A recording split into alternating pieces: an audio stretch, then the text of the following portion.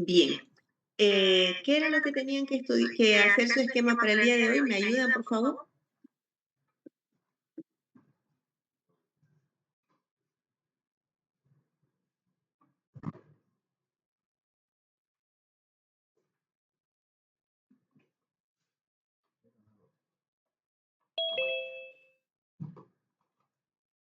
¿Hicieron esquema o no hicieron esquema?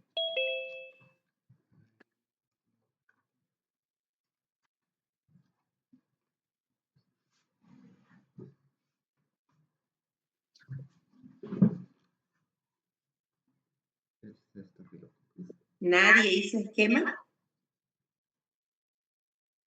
Ever, jóvenes,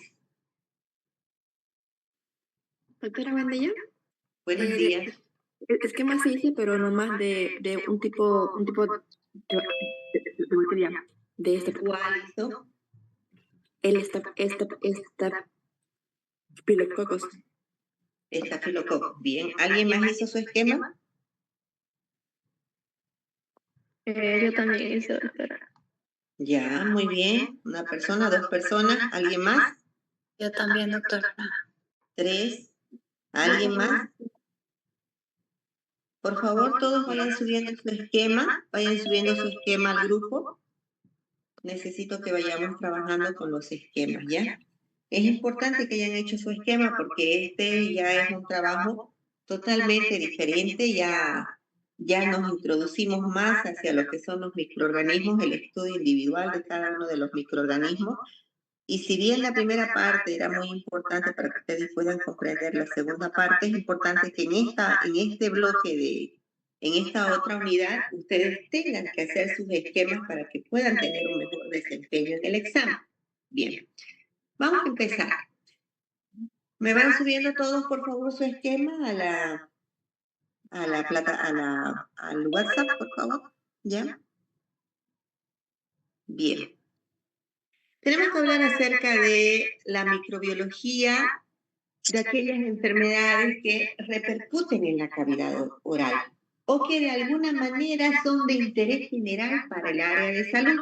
Entonces será muy importante que entendamos que estos microorganismos que estamos estudiando a partir de aquí ya son microorganismos que nosotros tenemos que irlos trabajando de manera permanente y que los vamos, ¿por qué? Porque los vamos viendo ya de forma permanente en el ámbito ya del desarrollo profesional, ¿no? No solamente vamos a ver aquellos microorganismos que tienen relación con la cavidad oral, sino también vamos a ver aquellos microorganismos que específicamente producen alguna enfermedad, alguna, um, alguna manifestación clínica que nosotros somos capaces de verlo y tendríamos que poder identificarlos como personal de salud. Bien.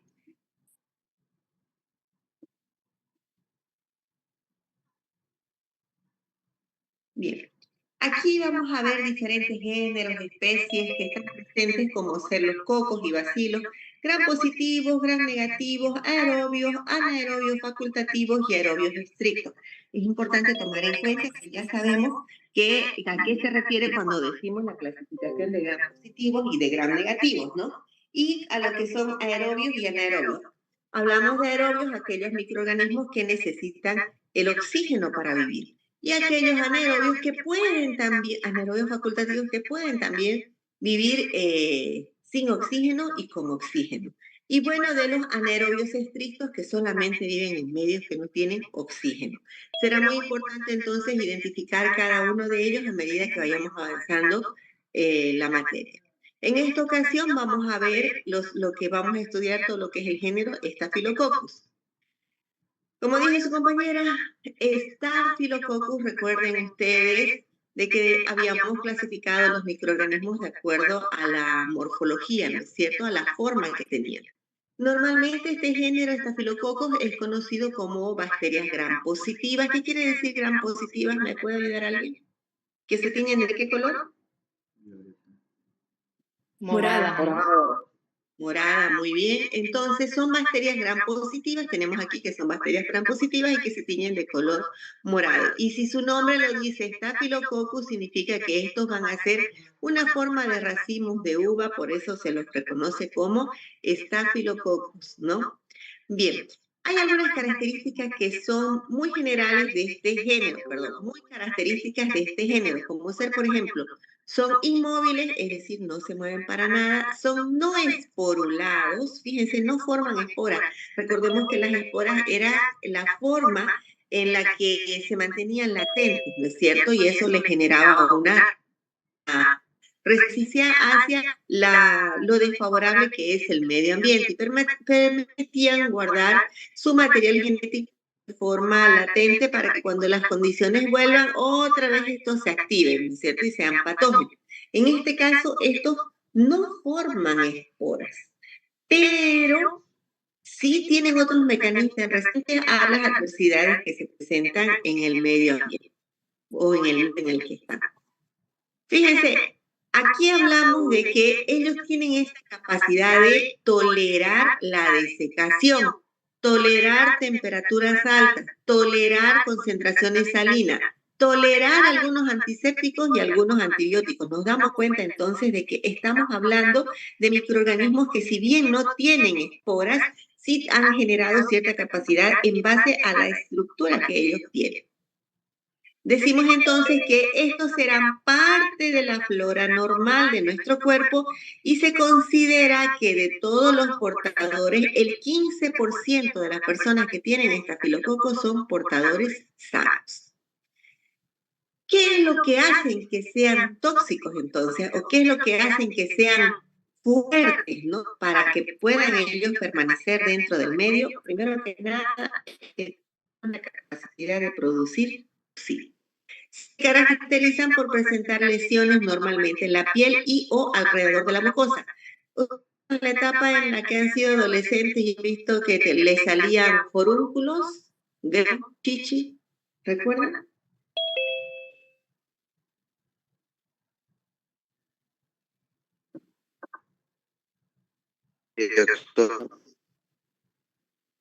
¿Quién no ha tenido un grano, un forúnculo o un puchichi, ¿no es cierto? Entonces, estamos hablando específicamente del género que produce este tipo de lesiones. Y decimos que también son aquellos que se van a encontrar, van a generar lesiones alrededor de la mucosa y también va a generar lesiones en la piel. Una caída libre y están esparcidos todas partes. Como les decía, van a afectar todo lo que son las mucosas, todo lo que tenga mucosa, la nasal, mucosa respiratoria, del intestino y los genitales. Morfológicamente decimos que son cocos en forma de racimo. En el cultivo se considera que son aerobios o anaerobios facultativos. Tienen algunas características particulares como ser que son catalasa positivo y eso los hace bastante resistentes. Cuando decimos catalasa positivo, hacemos referencia a que cuando, por ejemplo, tenemos la caja Petri y en la caja Petri nosotros tenemos las colonias que han desarrollado, ¿cierto? O que han crecido. Nosotros tomamos una pequeña colonia de esa que ha crecido y agarramos y la colocamos sobre un portaobjeto y a esa colonia que hemos esparcido sobre un portaobjeto le vamos a colocar una gotita de agua oxigenada, peróxido de hidrógeno. Si la bacteria tiene catalasa, se va a desprender en agua y oxígeno, por lo tanto va a generar esa como burbujeo que tiene, que es la producción del oxígeno, que es la liberación del oxígeno, y el agua, que se están desintegrando para ser agua oxigenada. Cuando ponen ustedes oxigenada y se hace como burbujeo, ¿sí? Exactamente, estamos hablando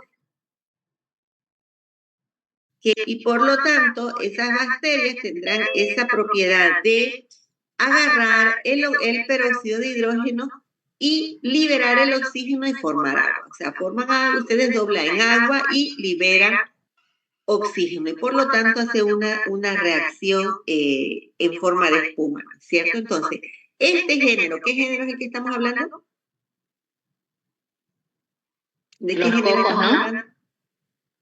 Estafilococos, muy bien. Este género, estafilococos tendrá esa característica que son catalasa positiva.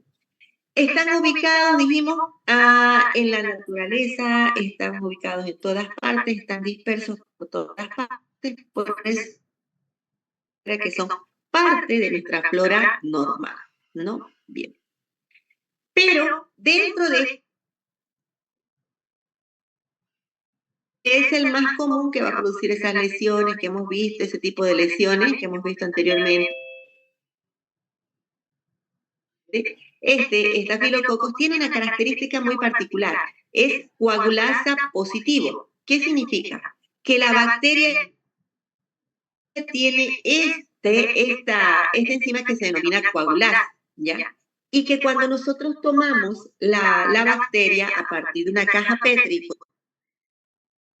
colocamos en un pequeño tubito de ensayo, donde en ese tubo de ensayo le colocamos plasma humano. Entonces, lo que va a hacer esta enzima de la bacteria o esta bacteria que tiene esta enzima va a ser coagular el plasma. Es decir, va a transformar el fibrinógeno en fibrina. Por lo tanto, va a coagular el plasma. ¿Qué es lo que hace en el cuerpo? Lo que hace esta bacteria es que cuando está presente la bacteria, va a tomar parte de lo que es, o sea, está en nuestro cuerpo y va a ser como una especie de película de protección que es la presencia del plasma que tiene nuestro cuerpo, que es la que la va a proteger. Por eso se dice que son coagulasa positiva. Bien.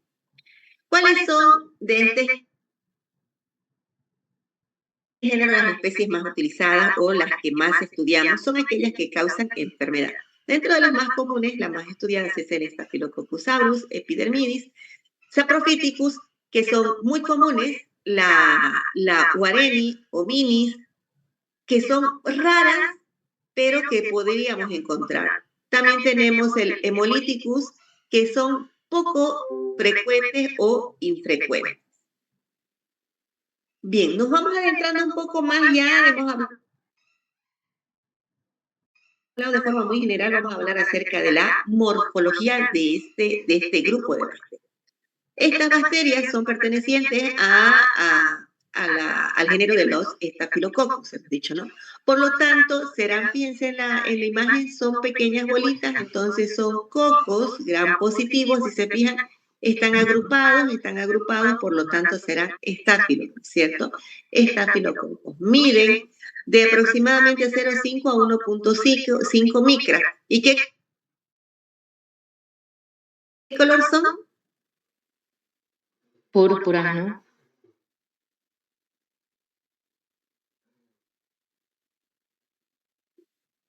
Bien, si son púrpura, ¿qué son? ¿Gran positivos o gran negativos? ¿Por qué son gran positivos? Porque tienen el pectidoglucano grueso, ¿no? Las capas de pectidoglucano. Ya, y tiene la pared celular, por lo tanto, ¿cómo la tiene?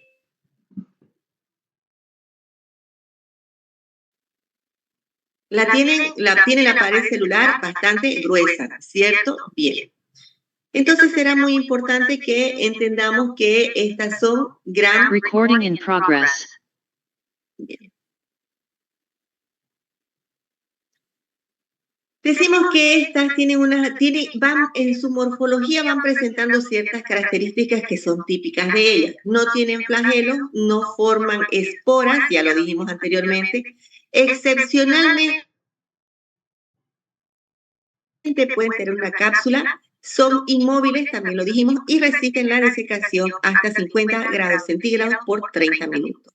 Resisten las concentraciones salinas y también son resistentes a algunos antisépticos.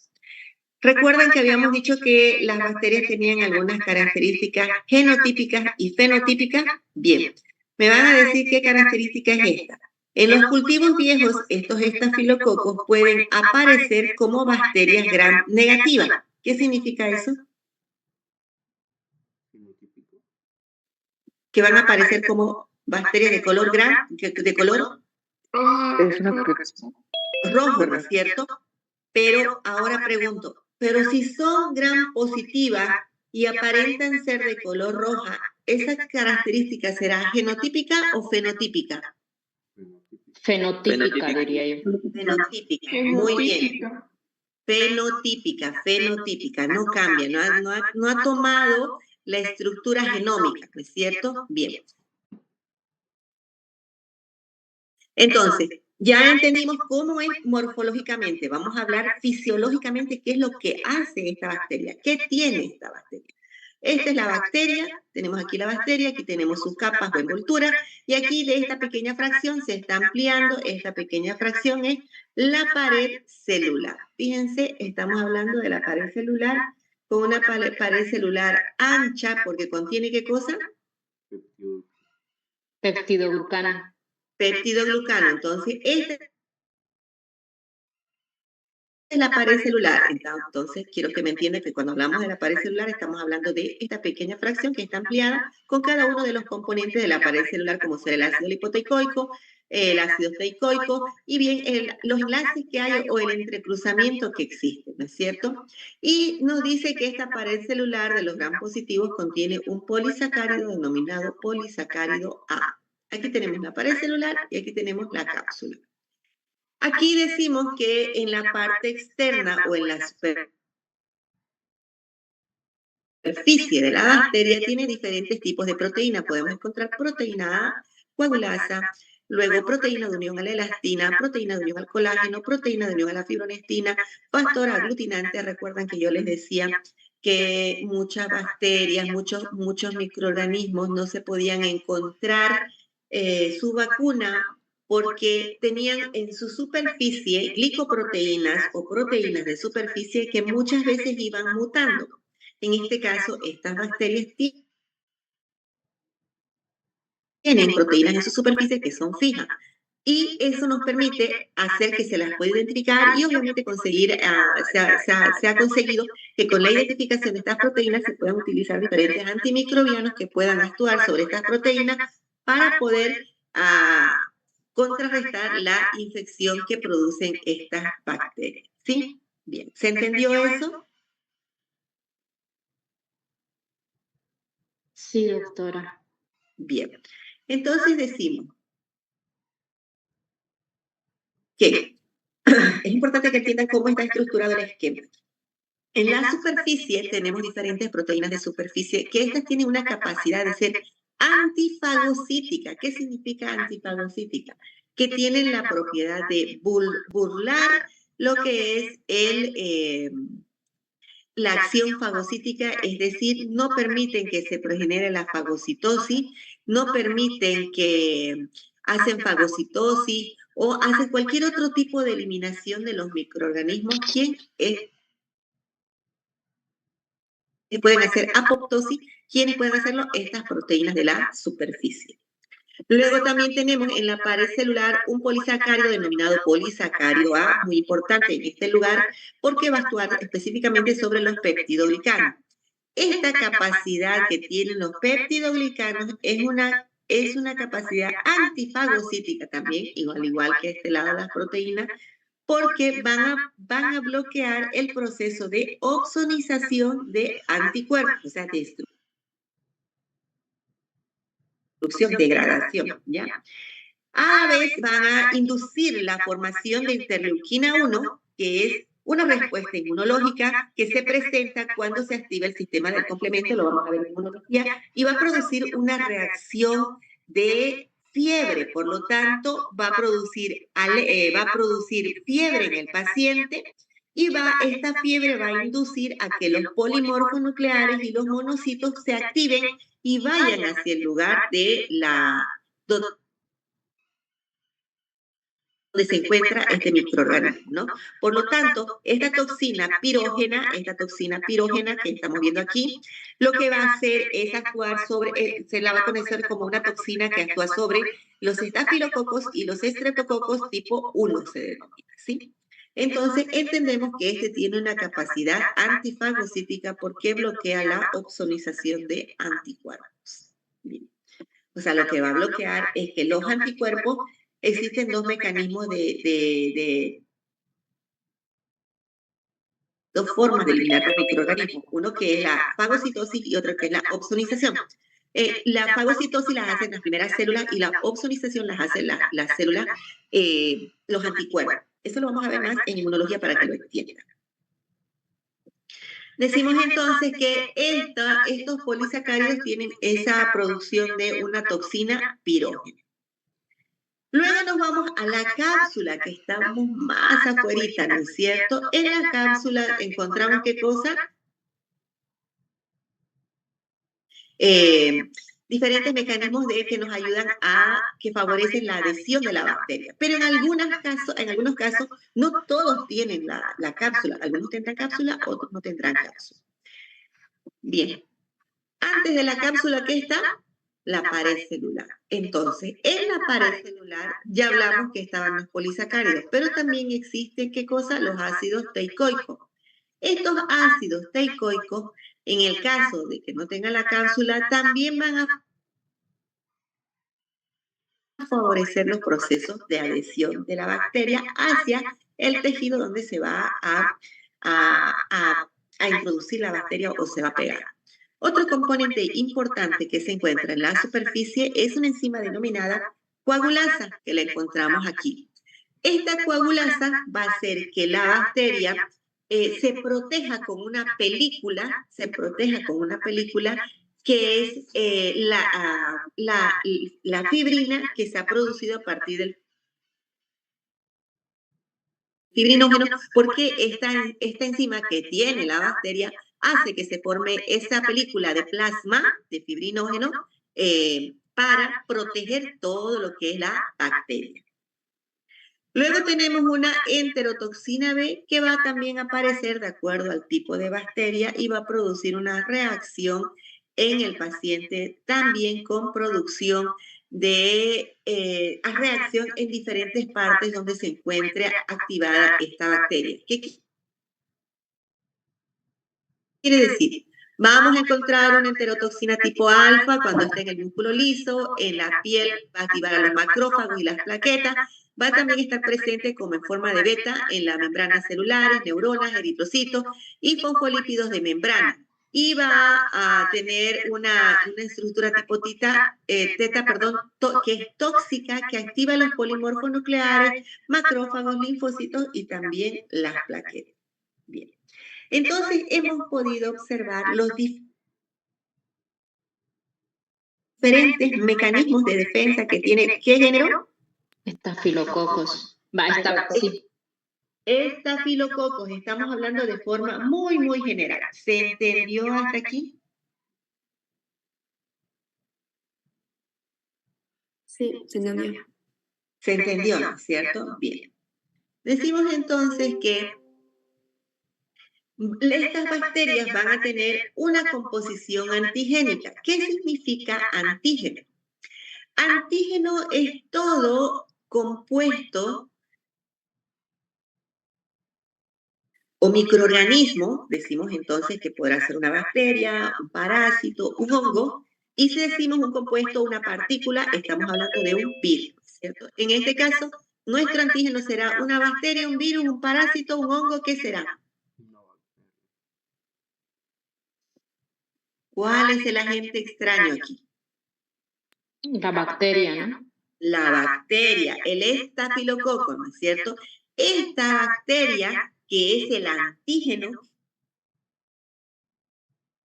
que es el agente extraño que está introduciéndose a nuestro cuerpo, dice que tiene una composición antigénica. ¿Por qué? Porque este antígeno es específico de la especie. ¿Qué dijimos que era el más importante? El que tenía una acción antifagocítica y que activaba el sistema del complemento. El primero era el polisacárido A. Pregunta de examen. Este polisacárido A se encuentra unido al péptido y por lo tanto se encuentra presente ¿dónde? En la pared celular, ¿no es cierto? ¿Se ubican eso o no se ubican? Decíamos que este polisacárido A se encuentra unido al péptido glicano en la pared celular y esto le daba una acción antifagocítica porque bloquea la ozonización de anticuerpos y a su vez induce la formación de unas sustancias que son las encargadas de activarse junto con el sistema del complemento para activar lo que es la toxina pirógena y producir lo que se denomina fiebre. A la vez, esta va a tener la capacidad de atraer a los polimorfos nucleares y a los monocitos. ¿Se entendió lo que estamos hablando?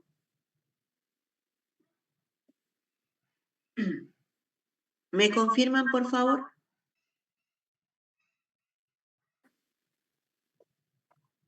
Estos Staphylococcus aureus, por favor, me confirman si no se entiende. Sí, doctora, se entiende. ¿Se entiende, doctor? Ya, estos Staphylococcus aureus, en este caso, este es el ejemplo que vamos a poner, el Staphylococcus aureus, tiene entonces factores de patogenicidad que están definidos en la estructura de la célula bacteriana. Recordemos que habíamos dicho que la proteína A, ¿dónde se encontraba? ¿Dónde se encontraba la proteína A? En el peptidoglucano en la pared celular. En la parte más externa, ¿no es cierto? Entonces, está muy bien, en la parte más externa, en la pared celular. Esta proteína A, que se encuentra en la parte más externa, dice que tiene una característica muy especial. Lo que va a hacer es que la cápsula inhibe la fagocitosis. Esta proteína A inhibe la fagocitosis. Entonces decimos que al inhibir la fagocitosis, porque está presente en su superficie y va a evitar que los polimorfos nucleares, los macrófagos, la encapsulen y la degraden para hacer el proceso de fagocitosis, se produce también, este proceso también se produce en la pared celular entre los péptidos, entre la unión que existe entre el péptido glicano y el ácido teicoico que va a facilitar la adherencia de forma inespecífica, es decir, en cualquier parte, ¿sí? ¿Por qué? Porque van a tener en su composición lo que son las adhesinas. Estas adhesinas lo que va a hacer que se favorece que estas proteínas de superficie se anclen o se fijen en el hueso, ¿sí? Esta fijación que tienen con el huésped va a permitir la formación de un tipo de anticuerpos. Estos anticuerpos son de tipo inmunoglobulinas tipo IgG. Este es un anticuerpo, esta Y es un anticuerpo. ¿Ya? Esta Y, que es un anticuerpo, tiene un lugar de unión hacia la bacteria y por lo tanto a esta bacteria se va a unir, lo vamos a ver en inmunología, a través de esta fracción de unión al complemento, ¿sí? Y lo que va a hacer es producir lo que se denomina facilitar la adherencia, ¿no? Entonces, la proteína va a facilitar la adherencia y cuando se une al complemento de la inmunoglobulina IgG, lo que va a hacer es formar un complejo que se denomina antígeno, que es de la proteína de la bacteria, y el anticuerpo, que es del hombre. Ese complejo lo que va a hacer es neutralizar la acción de la bacteria. Pero sucede que esta bacteria tiene proteínas que evitan la fagocitosis. Por lo tanto, evitan que se una a esta fracción. Al evitar que se una a esta fracción, no se produce lo que es el complejo antígeno-anticuerpo. Por lo tanto, se evita este proceso de fagocitosis.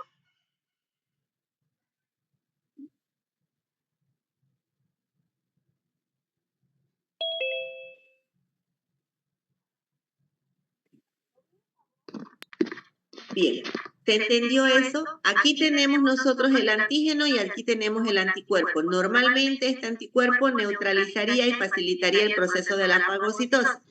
¿Qué es lo que hace esta proteína? Evita que se produzca esta unión del anticuerpo con la proteína de la bacteria y por lo tanto se impide el proceso de la fagocitosis. ¿Y qué hacen estas adhesinas? Estas adhesinas hacen que se favorezca el proceso de pegado o adhesión de la bacteria hacia la superficie del hueso. ¿Se entendió eso? No sé si quedó claro. ¿Quedó claro? Me avisan, por favor. Este péptido glicano, por lo tanto, va a formar una endotoxina que va a activar a los polimorfonucleares y al activar a los polimorfonucleares va a dar lugar a la formación, a la producción, a la activación, perdón, de la lisozima que va a hidrolizar el sistema del complemento que lo vamos a ver más adelante. Va a actuar directamente sobre los ácidos teicoicos y va a inhibir la quimiotaxis y fagocitosis. ¿Qué significa quimiotaxis? Es decir, va a inhibir la producción de ciertas sustancias como la interleuquina 1, por ejemplo, ¿no es cierto? Y va a favorecer, perdón, ciertas sustancias que van a bloquear la acción de diferentes antimicrobianos a través de la producción de estos diferentes sistemas o quimosinas, perdón, del sistema inmunitario. Es importante que entendamos que el sistema inmunitario tiene una respuesta mediada por células en una primera instancia. Esa respuesta que son los macrófagos, que son los primeros que van a aparecer, las células dendríticas y los polimorfonucleares. Estos, cuando no funciona la fagocitosis en una primera etapa, es decir, no resuelven el problema de la infección, se activa otro sistema de respuesta inmune que está mediado por células, que se denomina respuesta adaptativa. Está mediado por células y por el factor humoral, que será la producción de anticuerpos. Para que se active o se una o siga de la respuesta primaria a la respuesta secundaria, es decir, de la respuesta natural o la primera respuesta que tiene nuestro cuerpo a la segunda respuesta que es producción de anticuerpos, se tienen que activar diferentes sustancias como las interleuquinas. Muchas veces estas interleuquinas van a favorecer la producción de más células que van a activar el sistema del complemento. Estas interleuquinas son como el olor que percibe diferente, que hace que nuestro cuerpo lo perciba diferente a partir de la bacteria. Es como el color que va a percibir lo diferente, que lo va a reconocer como no propio. A eso hace referencia.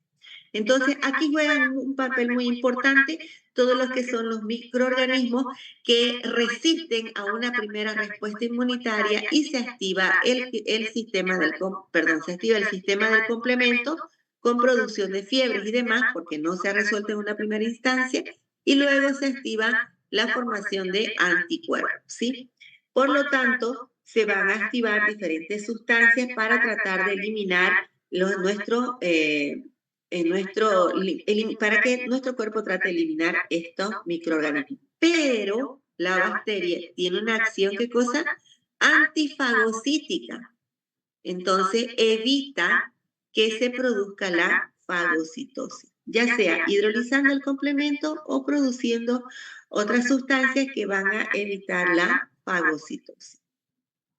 Por eso se llama o se dice que tiene una actividad antifagocítica. Luego tenemos la capa de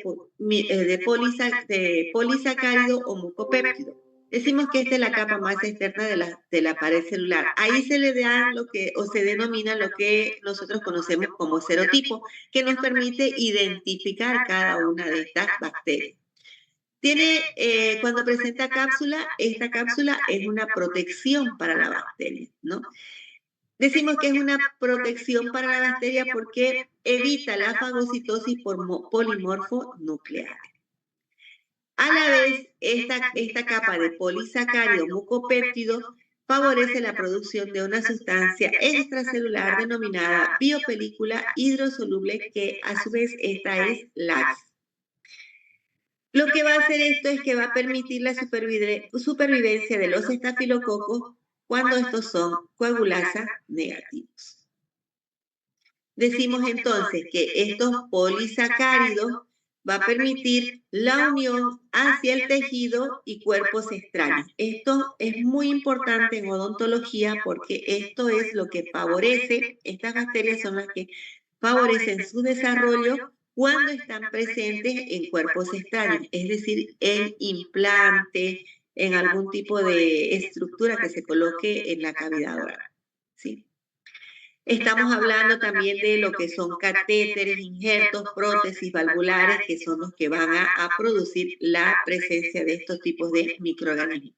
No sé si han visto que cuando los pacientes están internados y tienen una sonda con catéter, siempre se inflama. Esto es lo que favorece la presencia de estas bacterias. El peptidoglicano y las enzimas asociadas, decimos que dentro de lo que es la bacteria, del 50% de la peso de la bacteria, especialmente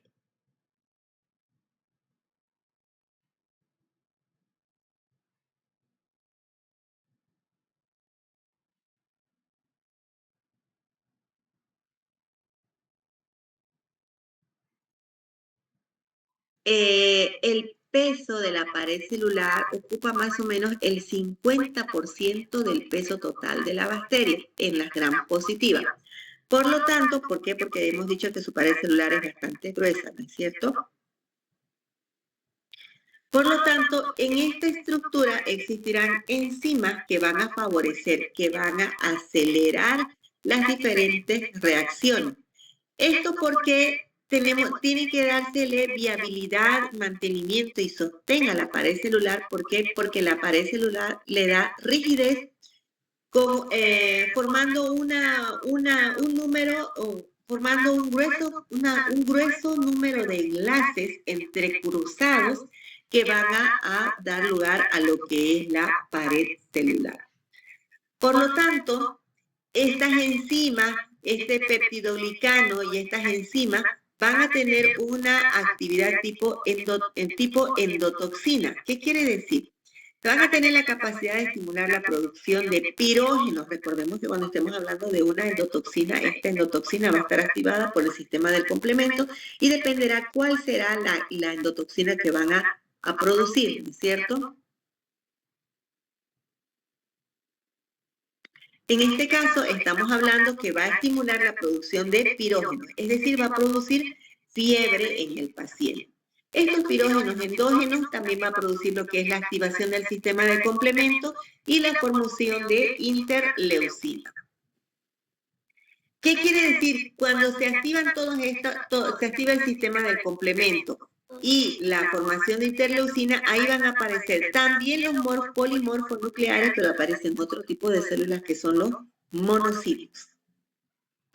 Por lo tanto, en este caso, estamos hablando que va a haber fiebre, va a haber monocitos y va a haber polimorfos nucleares. Estamos hablando de que este peptidoglicano y estas enzimas van a dar lugar a lo que son procesos infecciosos con origen de absceso, es decir, lo que ustedes conocen como forúnculo.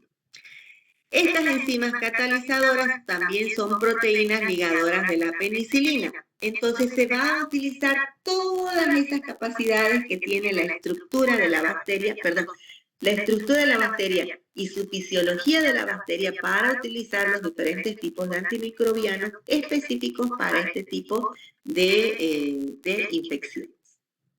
Decimos entonces que vamos a hablar ahora de los ácidos teicoicos que están presentes en la pared celular. Estos ácidos teicoicos presentes en la pared celular van a estimular la respuesta humoral específica cuando se encuentran unidos al peptidoglicano. ¿Qué quiere decir eso? Recuerdan que les dije que primero ingresaba el microorganismo y luego de que ingrese el microorganismo, nuestras células blancas trataban de eliminarlo en la primera inmediatamente, pero es decir, hacer una fagocitosis. Cuando no se podía hacer esa fagocitosis, se activaba la otra respuesta que era específica con producción de células de linfocitos T y producción de anticuerpos, que es la respuesta específica. Esta respuesta específica se va a dar lugar cuando de la primera respuesta, es decir, de la primera respuesta que eran los macrófagos, la fagocitosis, no funciona, se activa el sistema de complemento y se une a una sustancia que son las interleuquinas más el factor C3b del complemento, lo vamos a ver más adelante, es decir, a una sustancia del complemento, a un componente del complemento, y va a activar la respuesta humoral que va a hacer la producción de anticuerpos. ¿Qué quiere decir en todo ese bla bla? No funciona la primera fagocitosis de nuestro cuerpo y se activa el sistema, la respuesta humoral y se producen los anticuerpos. Por lo tanto, estos ácidos teicoicos que están presentes en la pared celular van a ser los encargados de estimular, la respuesta humoral específica cuando se encuentran estos unidos aquí al péptido glicano. Bien.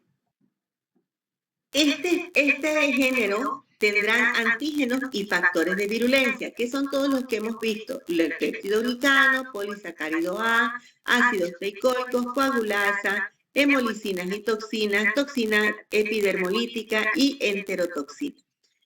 Cada uno de ellos tendrá una función específica y se activará en algún momento dado. Por ejemplo, el péptido glicano actuará como una endotoxina que va a producir fiebre, ¿no es cierto? El polisacárido A tendrá función antifagocítica y va a actuar no va a permitir que los macrófagos actúen y se favorezca la fagocitosis. O también será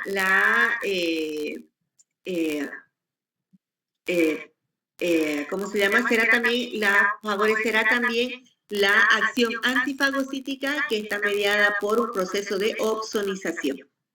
Los ácidos teicoicos que van a favorecer la adherencia, la coagulasa que va a evitar la fagocitosis mediante la producción de esa capa de tipo plasma que va a envolver a la bacteria para evitar la fagocitosis, evitando que se una hacia los anticuerpos específicos de tipo IgT. Luego tenemos las hemolicinas o toxinas, que estas van a ser capaces de lisar o romper las células. La toxina epidermolítica, que va a afectar la piel de forma específica, y la enterotoxina, que se va a estar presente cuando estemos frente a bacterias de origen alimentario que van a producir una infección enterotóxica. Esos serán los principales factores de virulencia del género. Decíamos que existen especies de los estafilococos que tienen una acción patógena. Habíamos dicho algunos que eran los más importantes. Tenemos el Staphylococcus aureus, que producen enfermedades piógenas mediadas por la toxina, epidermides, infecciones oportunistas de dispositivos y bacterias, endocarditis, infecciones quirúrgicas. Hemolíticos, que tenemos bacterias, endocarditis, infecciones óseas, articulares del tracto urinario y heridas. Aquí vamos a estudiar, es muy importante que veamos esto porque tiene mucho que ver con la parte de lo que es odontología. Igual con el Staphylococcus lugdunensis, que va a producir una endocarditis, artritis, bacterias y otros. Saprofíticos, que va a producir infecciones oportunistas y del tracto urinario, capitis, que se localiza en las zonas de glándulas sebáceas, y hominis, que son aislados de zonas donde hay glándulas apróximas.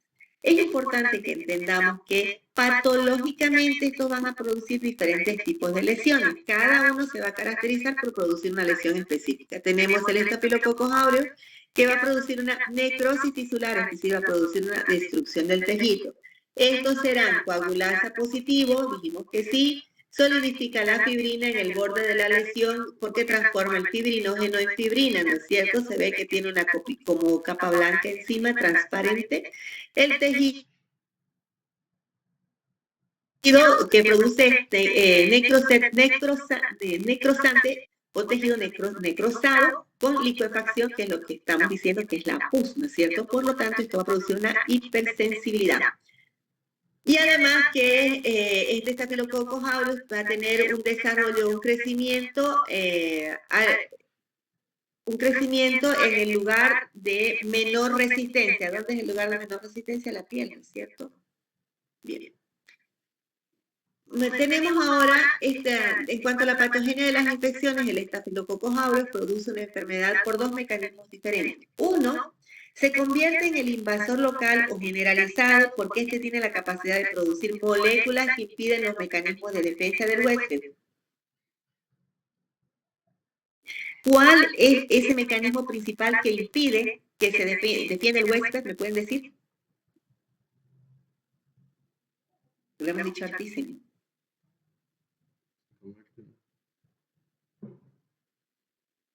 ¿Cuál es ese mecanismo de defensa del huésped?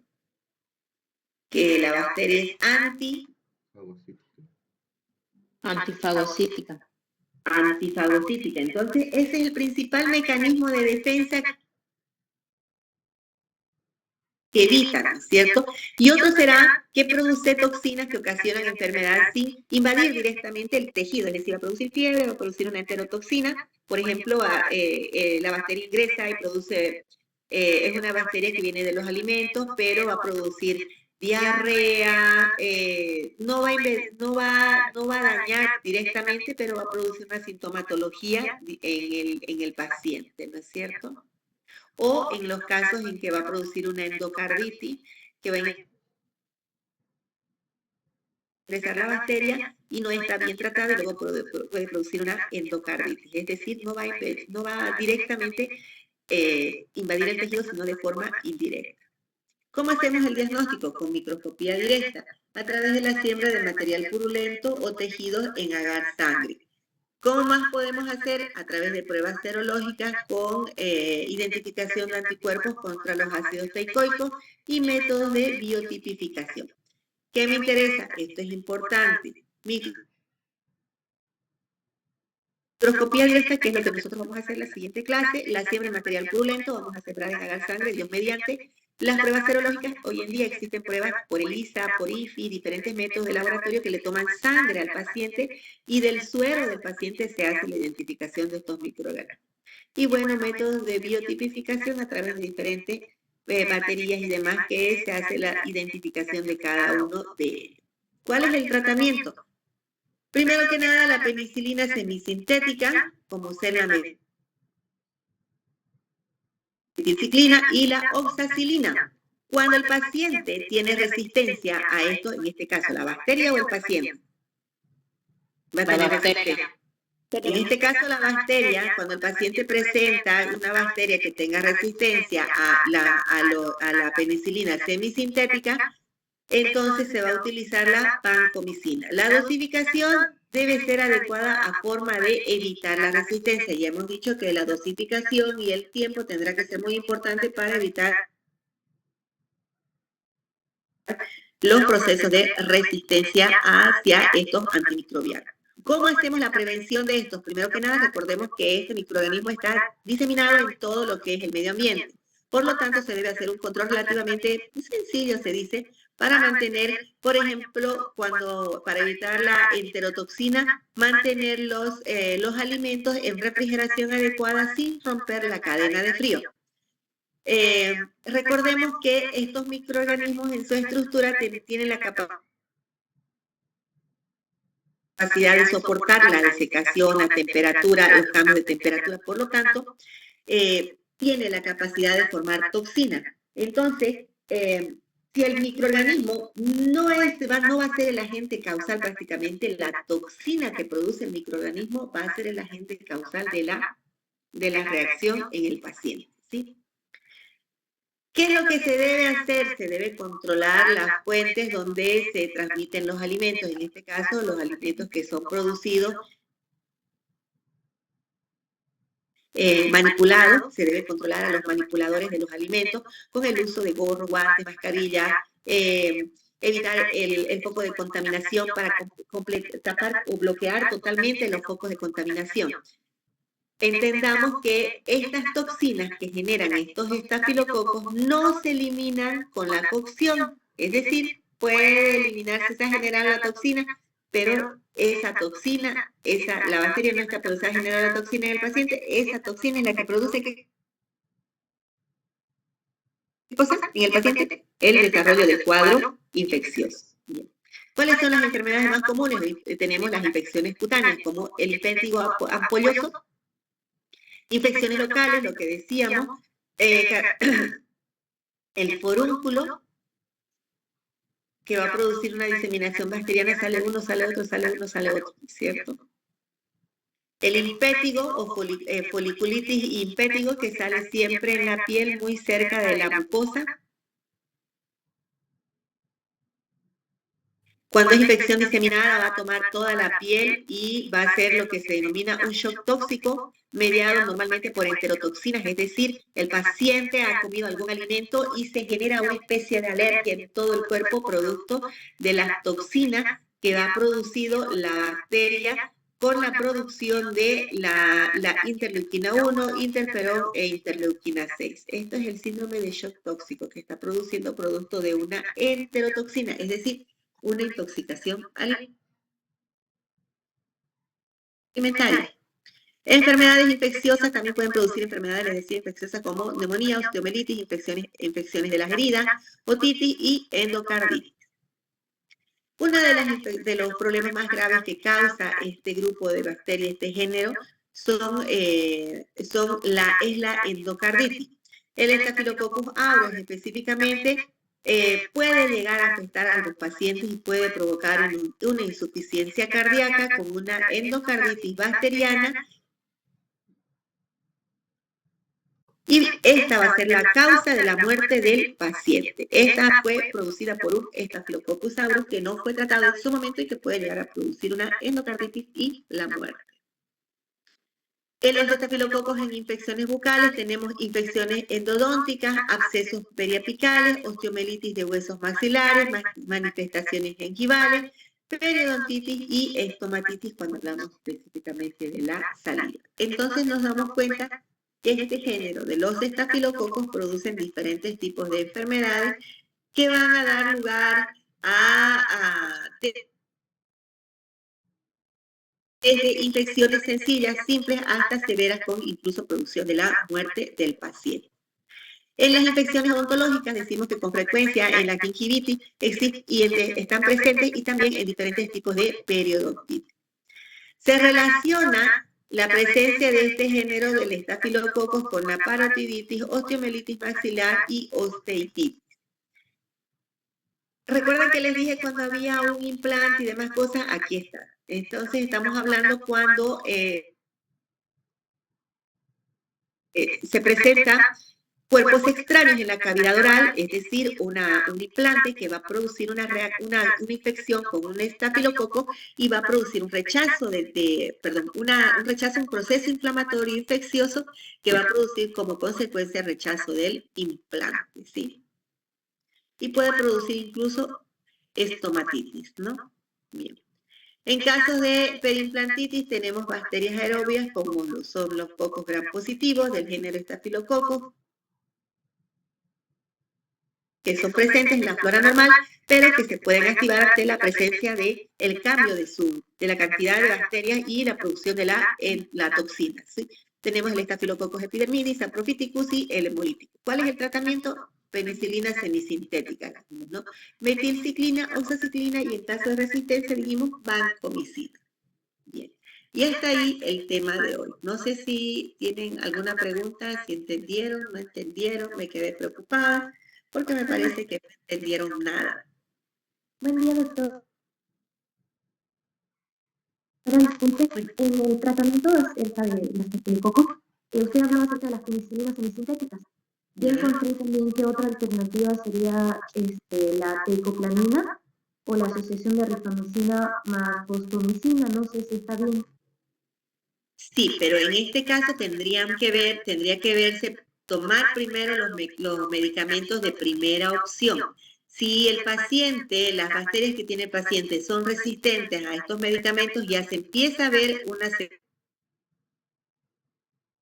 segunda opción. Para eso se hacen cultivos y demás para tratar el proceso infeccioso de forma adecuada. Primero siempre se trabaja con los con los antimicrobianos de primera opción. Ya hemos dicho que son esos, y después recién se hace un cultivo y un antibiograma en el paciente para definir cuál es el medicamento específico para ese paciente. No sé si me dejo entender. Sí, ya. Bien. ¿Ya? ¿No hay de qué? ¿Otra pregunta? ¿No hay más preguntas? Bien, jóvenes, la siguiente clase, yo quisiera que sea mañana sábado para avanzar estreptococos. Pero yo creo que va a ser, tengo yo clase en este sábado y examen a las 7 hasta las 8:30 y creo que mi clase es a las 9, así que no nos va a dar. Pero sería importante que ya vayan revisando nuevamente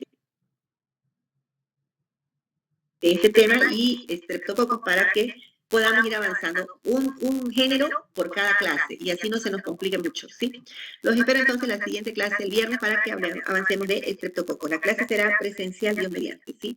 Hoy día la clase es virtual porque había suspensión de actividades administrativas, es decir, no iban a ir algunos administrativos y para que no nos pase lo que nos pasó el anterior viernes, preferí tomar la clase virtual y no perder el tema, ¿no? El tiempo hoy día.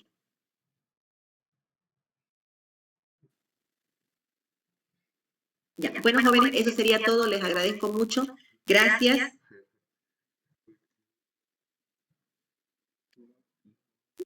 Gracias, doctora. Hasta luego. Gracias, nos vemos. Hasta luego. Hasta luego, jóvenes. Gracias. Chao, chao. Chao, chao, doctora. Hasta luego.